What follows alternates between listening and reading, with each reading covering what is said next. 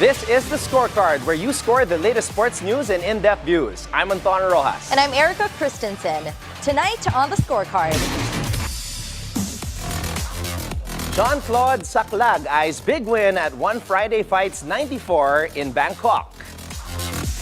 The Philippine triathlon team gears up for an action-packed year. Tyson Fury announces his 5th retirement. But is this really the final goodbye?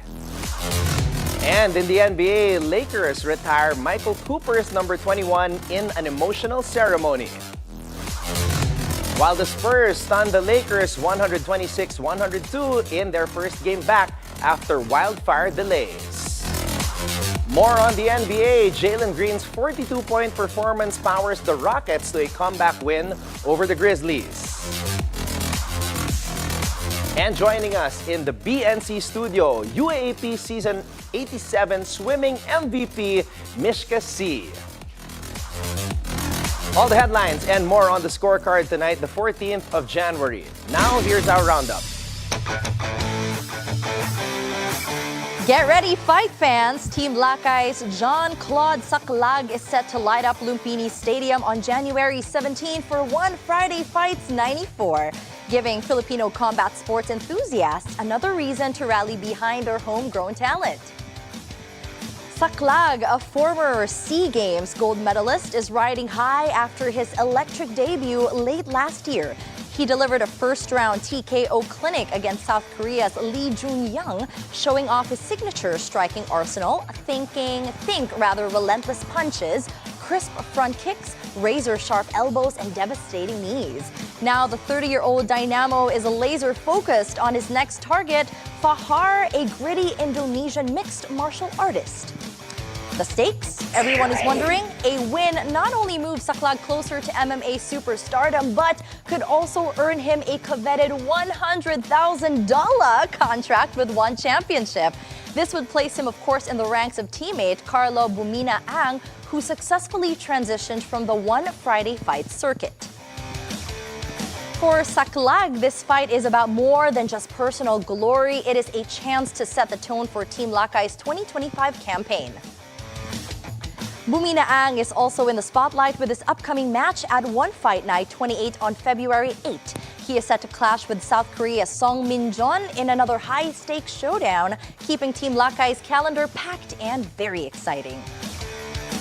Saclag's rise from SEA Games champion to MMA standout is a testament to his grit and his skill.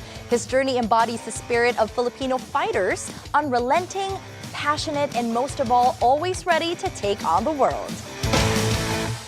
The Philippine triathlon team is diving headfirst into an intense 2025 schedule, aiming to dominate on both regional and global stages.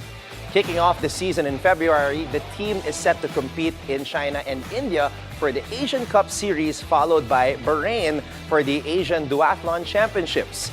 Philippine Triathlon President Tom Carrasco will be sending 8 male and 8 female athletes to the prestigious World Championships. Leading the charge is Kim Mangrobang, a 3-time SEA Games gold medalist who is expected to be a key contender. Meanwhile, the national team is on the lookout for fresh talent across the Philippines, with tryouts planned in Mindanao to bolster the national lineup. The team is also ramping up preparations for 3 major events in 2025: the World Games, the Asian Youth Games, and the SEA Games. With high hopes and a packed calendar, the Philippine triathlon team is set to make waves in 2025, aiming to prove once again why they're a force to be reckoned with. Tyson Fury has once again sent shockwaves through the boxing world, announcing his retirement on Monday, just weeks after suffering back-to-back defeats to Alexander Usyk for the undisputed heavyweight crown. The Gypsy King's 5th retirement, but fans and pundits remain skeptical. I'm going to end with this. Dick Turpin wore a mask. God bless everybody. See you on the other side. Get up! Now, this marks the Gypsy King's 5th retirement, but fans and pundits remain skeptical about its permanence, given his history of dramatic exits and rapid returns to the ring. Fury's retirement timeline reads like a roller coaster. His first announcement came in 2013 after 2 canceled fights with David Haye, but he was back in action 3 months later. Now in 2016, he stepped away citing mental health struggles, only to retract his retirement hours later. Now, moving on to 2017, he declared his journey over, but did not officially return to the ring up until 2018. More recently, after his emphatic win over Dillian Whyte, in April 2022, Fury claimed to have achieved all he ever wanted, yet returned months later to defeat Derek Chisora in a trilogy bout. Now, at 36, Fury's latest exit follows uncharted territory, the first 2 losses of his career against generational rival Alexander Usyk. The defeats, coupled with mounting pressure for a long-anticipated showdown with Anthony Joshua, leave fans wondering if Fury's retirement is a genuine farewell or part of his well-documented penchant for mind games. And promoters like Eddie Hearn remain unconvinced. Fury exits, at least for now, with a record of 34 wins, 2 losses, and 1 draw, having cemented his place among Britain's greatest heavyweights. Whether this marks the end of an epic era or just another chapter in Fury's unpredictable career, you know what? Only time will tell. The Lakers honored Michael Cooper by retiring his number 21 jersey during a heartfelt halftime ceremony against the San Antonio Spurs. Cooper, a key figure on the Lakers' championship teams of the 1980s, spent his entire career with the franchise and is known for his defense and unselfish play. As I stand on this court with number 21, you will no longer see that jersey running up and down the floor. You will no longer see that jersey jumping over the front court bleachers chasing a loose ball. But if you want to see number 21, all you have to do is look to the rafters, because there I'll be for all to see. Thank you very much, Laker fans.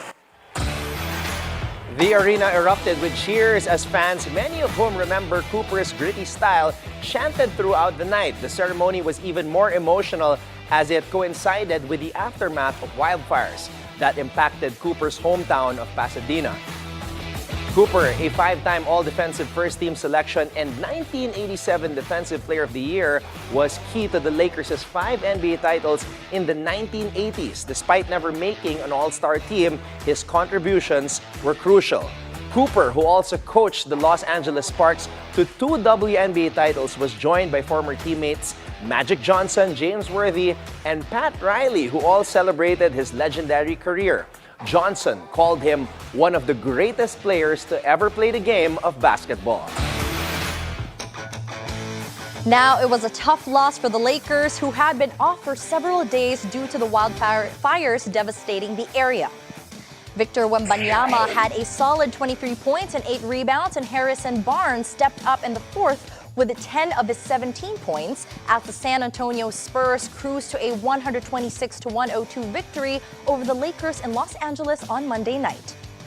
Anthony Davis dropped 30 points and grabbed 13 boards, while LeBron James added 18 points and 8 assists. But the Lakers couldn't keep up with San Antonio's explosive fourth-quarter performance. Now, the game was tied heading into the final period, but the Spurs went on a 25-9 run to seize control. Devin Vassell and Stephon Castle each scored 23 points, contributing to the blowout. After 3 straight losses, the Lakers couldn't find their rhythm, especially as LeBron took a season-low 11 shots, fewer than teammates Max Christie and Austin Reeves. San Antonio showed grit after suffering 3 losses and taking a break, reminding everyone that even in the toughest times, they can still take control. Jalen Green was on fire, matching his career high with 42 points and delivering a clutch game winner to lead the Houston Rockets to a dramatic 120-118 comeback victory over the Memphis Grizzlies.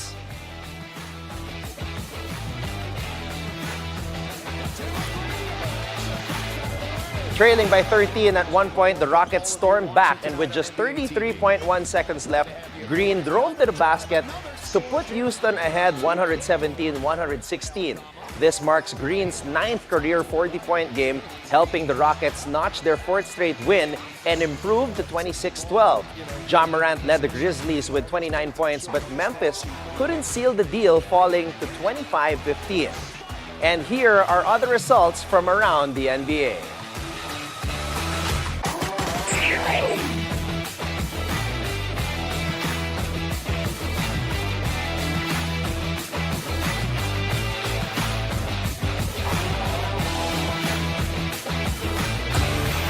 And here's your daily dose of sports lingo. All right, picture this. 2 fighters, sweat dripping, eyes locked, every move calculated. The crowd's roar fades into a focused silence as the battle unfolds inside the octagon. But what truly sets one fighter apart from the other isn't just the strikes or submissions, it's actually the invisible force they wield.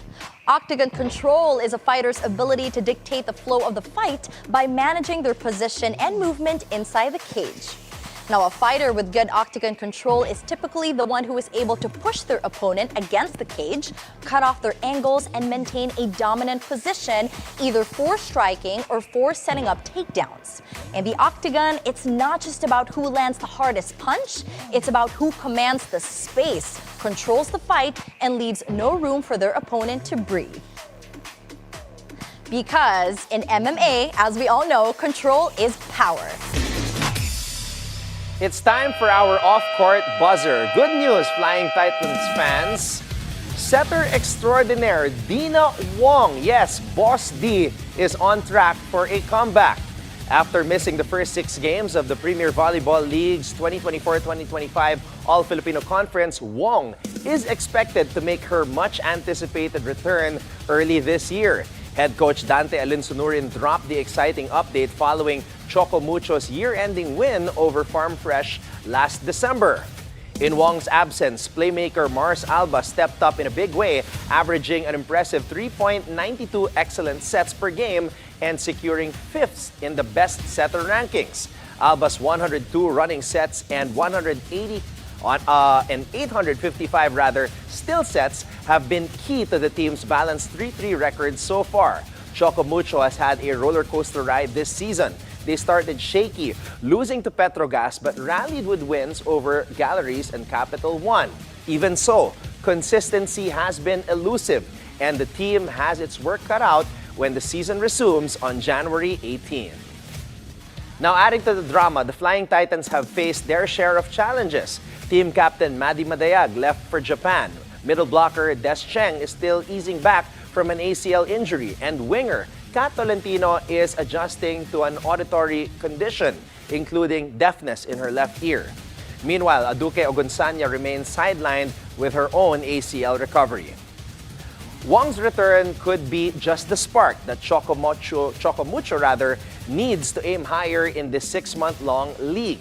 The Purple squad has shown flashes of brilliance, and with key players on the mend, it's going to be an exciting ride. And here's a chilling reminder for athletes to be safe at all times. Michael Lewis, 55 of Denton, Texas, was arrested in Indianapolis on Sunday for stalking WNBA Rookie of the Year Caitlin Clark. His alleged behavior included sending a flood of threatening and sexually violent messages via social media, leaving the Indiana Fever star in fear for her safety. Now, despite a police warning to cease contact, Luis persisted, later admitting to being in an imaginary relationship with a 22-year-old star. Authorities acted quickly, tracking Luis to a downtown hotel and a public library, leading to his arrest finally. Now facing a felony charge, Luis could serve up to 6 years in prison and pay a $10,000 fine. Marion County Prosecutor Ryan Mears praised Clark for her bravery in coming forward, calling the case a powerful warning for all athletes. This incident serves as a wake-up call to athletes everywhere. Stay vigilant, you guys. Protect your safety and report threats immediately. Fans may fill the stands, but boundaries must always be respected. And that is our roundup for tonight, the 14th of January. When we return, UAAP Season 87 Swimming MVP, Lady Eagle Mishka Sy joins us in the studio. So watch out for that when we return right here on The Scorecard.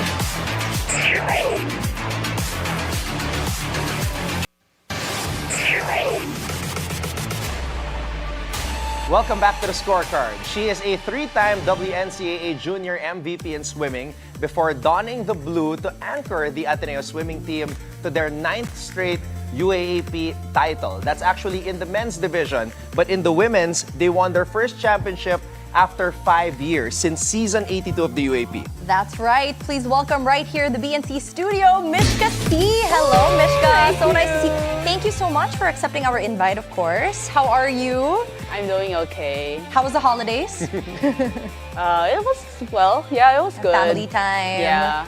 All right. Awesome. Okay, Mishka, you have your awards here. Napakarami. Grabe talaga yung mga Atenista, no? Oh. Last night we had Miguel Barreto and he showed us his pictures. Ngayon naman si Mishka brought the actual medals and the trophy here. Before we talk about your UAAP Season 87 journey and what a magical journey it was, we want to get to know you a little bit. Mishka, tiga saan ka ba? Saan ka pinalaki? And how did you get into swimming? So I'm from Manila, Malita City. I've been there since when I was young. I studied for most of my life at Chiang Kai-shek College. Okay. So from preschool all the way to high school. And I on college, I moved to Ateneo. Okay. Yeah. But what about swimming? How did it start? Like, how did you, what's your first memory of knowing about swimming and saying, hey, you know what, baka may talent ako dito sa sport na to? So I started swimming because as a baby, when I was young, I actually had like problems with my heart. Oh. Yeah, may butas ako sa hole, sa heart ko. So the doctor recommended my parents na, you should bring her out more. So when I was young, I often have memories of like just going to malls, just going out a lot, no? Then one summer, like my auntie with my cousins, they're like, oh, sama ka na lang mag-learn to swim. And so we joined. And then it just so happens that the coach was also the coach of Chiang Kai-shek. Oh, ang And galing. then he parang convinced my parents, let's do it for real. Let's try competitive. So parang after a bit of, back and forth, sige, let's just bring her to competitions lang. At first it was just for fun, and then voila, it just grew on to be like a serious thing na. Wow. So he was the one, you would say, who really pushed you Yeah. into the swimmer that you are now. Yes po. Oh, that's amazing. It's even amazing because sa umpisa pa lang, there was already a health obstacle. Yet she Yes. faced her fears and decided, you know what, I'm gonna go for it. I'm not going to let this health condition prevent me from trying out something. Exactly.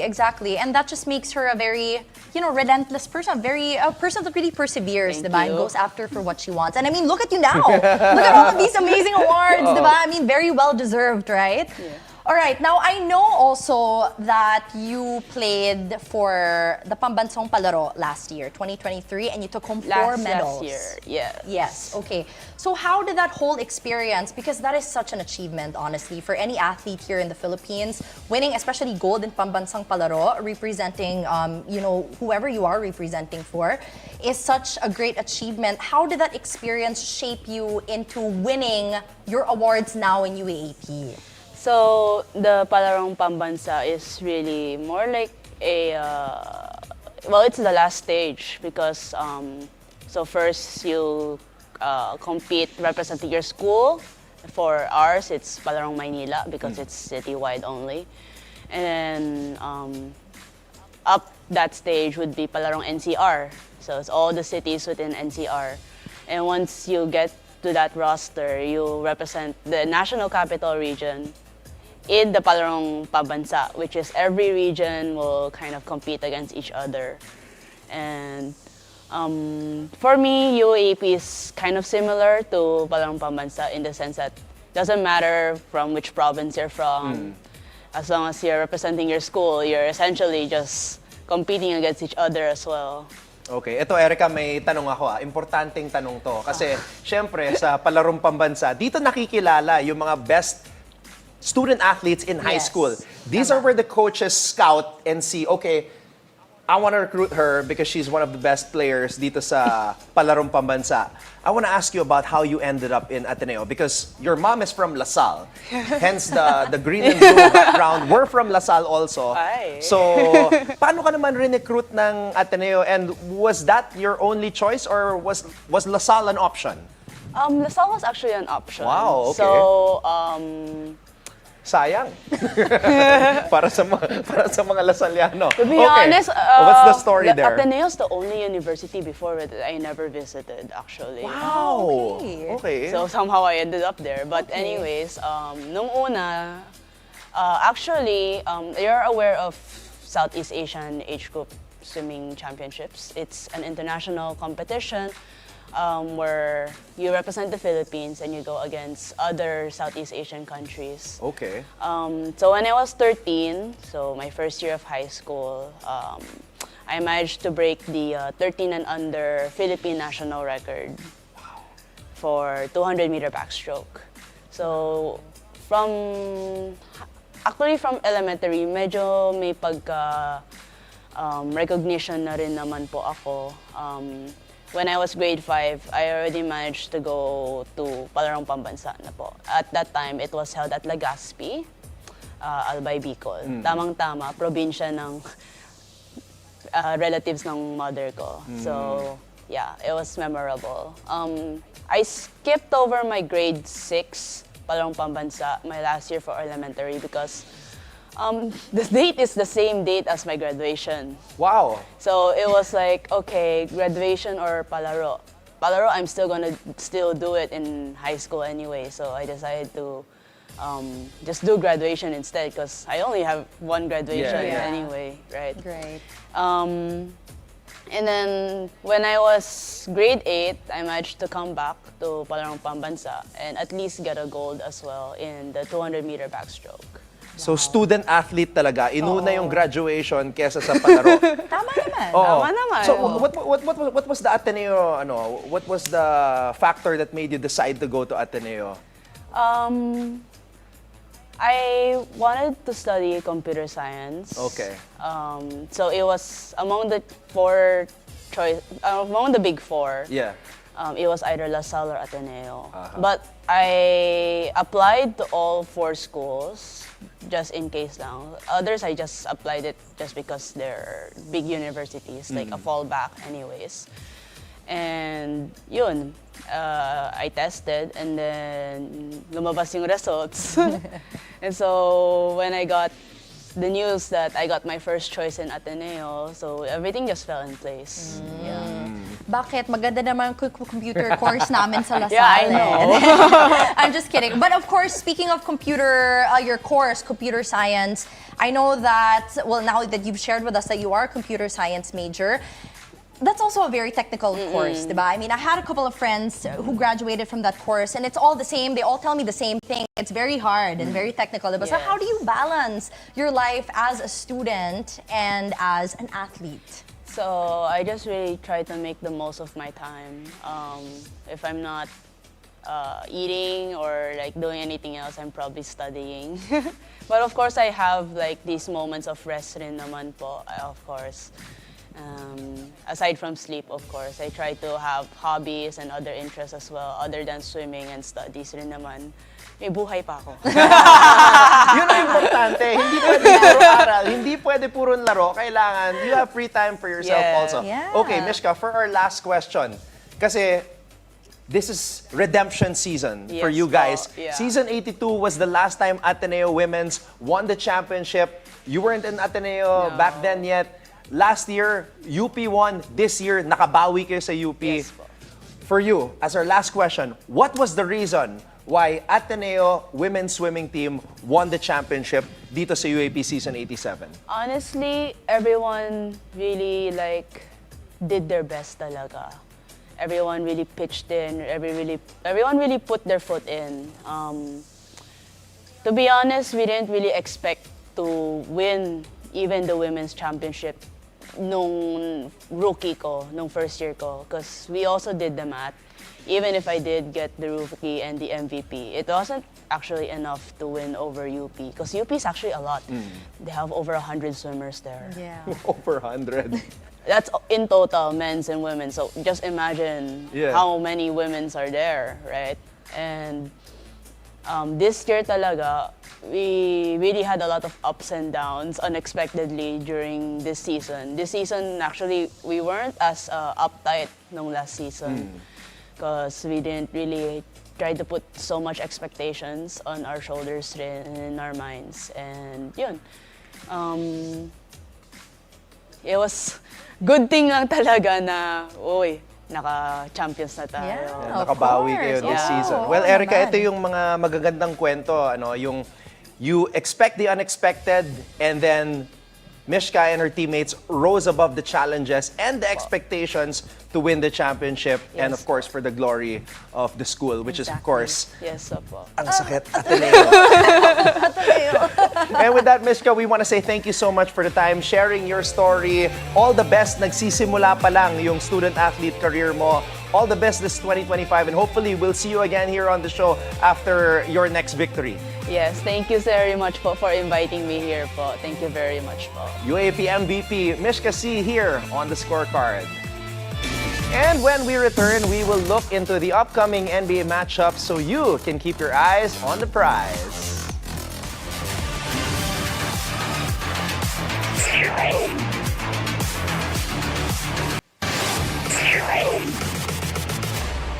Welcome back to the scorecard. It's time to keep your eyes on the prize. We'll break down the upcoming matchups to deliver key insights that might just give you the edge you need to stay ahead of the game. Tomorrow, January 15 at 8 a.m. Philippine time, live at Gainbridge Fieldhouse in Indianapolis, Indiana, the Cleveland Cavaliers will face off against the Indiana Pacers. The Cleveland Cavaliers come into this game with a stellar record of 33-5, currently sitting at the top of the Eastern Conference. However, they're looking to bounce back after a tough 93-108 loss to the Pacers, which snapped their 12-game winning streak. Now, in that game, Darius Garland led with 20 points and 7 assists, while Donovan Mitchell added 19 points and Evan Mobley contributed a double-double of 16 points and 12 rebounds. Now, despite the loss, the Cavaliers remain an elite offensive force, scoring 122.1 points per game while shooting 50.2% from the field. Meanwhile, the Indiana Pacers entered this game riding on a 6-game winning streak and holding a 22-18 record. Currently 5th in the Eastern Conference. They're coming off that impressive win against the Cavaliers where Andrew Nembhard scored 19 points and Pascal Siakam added 18 points and 9 rebounds. Miles Turner also chipped in with a double-double with 15 points and 10 rebounds. The Pacers' defense was crucial, holding the high-scoring Cavaliers to a season-low 93 points and outscoring them 68-40 in the second half. The Pacers enter as slight favorites with a minus 3.5 point spread, but the Pacers' recent momentum and ability to capitalize on Cleveland's weaknesses from the last match will make this game a highly anticipated one. The over-under for this game is set at 229.5, signaling an up-tempo offensive battle, especially with both teams known for scoring in bunches. Can the Pacers secure a 7th straight win and complete the home-and-home sweep? Or will the Cavaliers rebound to reassert their dominance in the Eastern Conference? We'll have to wait and see. And at 11 a.m. Philippine time, live at Moda Center in Portland, Oregon, the Brooklyn Nets will face off against the Portland Trail Blazers. The Brooklyn Nets enter this game on a tough 5-game losing streak with a record of 13-26, sitting at 12th in the Eastern Conference. They are coming off a heartbreaking 112-111 overtime loss to the Utah Jazz. In that game, Tosan F. Bomwan led the Nets with 22 points, while Zaire Williams added 19 points. Ben Simmons contributed 14 points and 9 assists, and Nick Claxton notched a double-double with 14 points and 12 rebounds. However, the Nets' offensive struggles have been a concern, averaging just 103.2 points over the last 10 games while shooting 42.7% from the field. Meanwhile, the Portland Trail Blazers hold a record of 13-25, ranking 13th in the Western Conference. They have gone 8-9 at home this season and are looking to capitalize on Brooklyn's recent struggles. They are coming off a 119-98 loss to the Miami Heat, where Anthony Simmons led with 28 points. Denny Avdija chipped in 14 points, but Portland was without several key players, including Jerami Grant and Matisse Thybulle. The Blazers' inconsistencies on defense have been a challenge, allowing 116.9 points per game over their last 10 matchups. Now, the Nets enter as slight favorites with a minus 1.5 point spread. Both teams struggle defensively, so the over-under is set at 221.5, indicating a potential high-scoring game if the offenses can find their rhythm. Now, the big question is, can the Nets finally snap their 5-game slide and regain momentum, or will the Trail Blazers use their home court advantage to earn a much-needed victory? It is a crucial matchup for both teams for sure, looking to climb out of the bottom of their respective conferences. And here are the rest of the odds for tomorrow.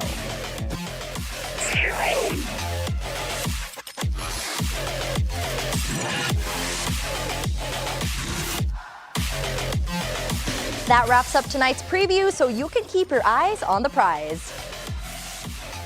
Before we go, think on this from one of the greatest athletes in history. She holds 9 Olympic gold medals, 21 World Championship gold medals, and is the most decorated female swimmer ever.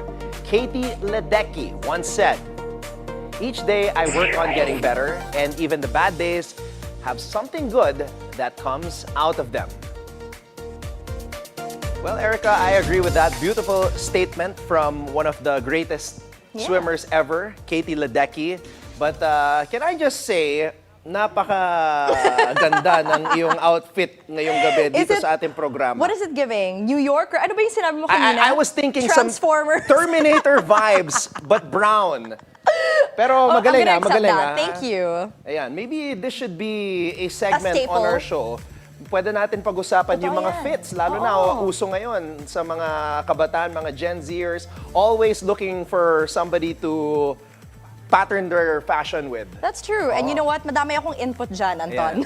So maybe we can do that very soon here on the show. And with that, thank you for joining us tonight. We will see you again tomorrow on the Scorecard. Where sports is our business and business is our sport. Right here on the Billionaire News Channel. My name is Anton Rojas. And I am Erika Kristensen. Have a blessed evening. Good night.